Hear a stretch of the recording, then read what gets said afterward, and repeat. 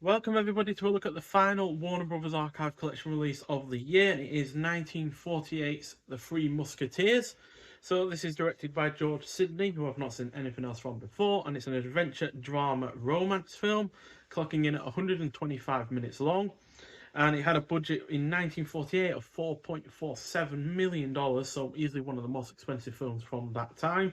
But it made a box office return of 8.4 million or thereabouts. So yeah, it was a really successful film. In fact, it was MGM's second most successful film of the 1940s. And yeah, stars the likes of Gene Kelly, Lana Turner, and June Allison, who I've not seen anything else from before. But Gene Kelly was really rather impressive.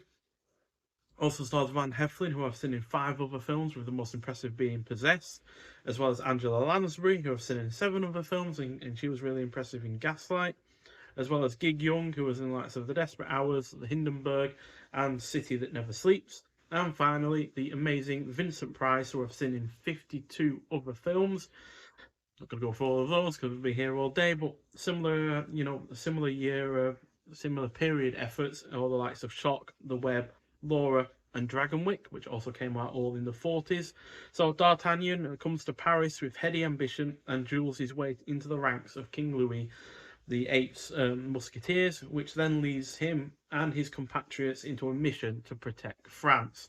So this is perhaps my favourite adaptation of the 1844 novel The Three Musketeers by Alexandre Dumas, and yeah, that I have seen. Which isn't to say it is perfect, as I am sure some of the novel has been lost in this due to it cramming everything it can into a single film, unlike other adaptations like the ones from the 70s and the 2 new ones that have come out this year, which typically spread the whole novel across 2 films rather than, cram it into one film. But I feel it mostly works, which shows how efficient the filmmaking is for this effort. Gene Kelly is also infectious in the lead role. While he was generally great at the fight scenes, you can certainly see that he was a dancer because he puts that kind of athletic dancing ability into his fight scenes. He isn't rigid, he isn't stiff or anything like that. He does really feel like a flexible, athletic person that is able to do all these jumps and spins and whatnot really rather effectively in the fight scenes.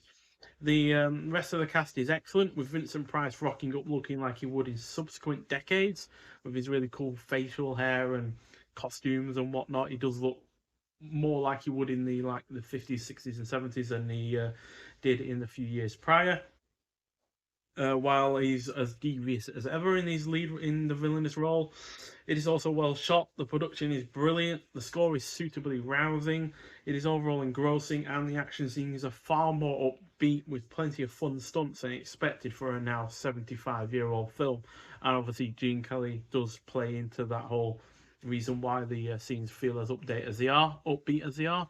But obviously, there are also elements in there that aren't due to him. The stunts, for instance, are incredible at sometimes. You've got horses jumping over great wide ravines, and you got plenty of other people getting into the fight scenes. So, yeah, it's far more of a more modern film in terms of its action scenes than you might well expect for a film of its age. So, yeah, overall, a really fantastic film. 4.5 out of 5 from me, quite frankly, which I really was not expecting. I was expecting it to be more along the lines of Ivanhoe, because similar kind of age film, similar kind of genre. But yeah, this is even better than that film.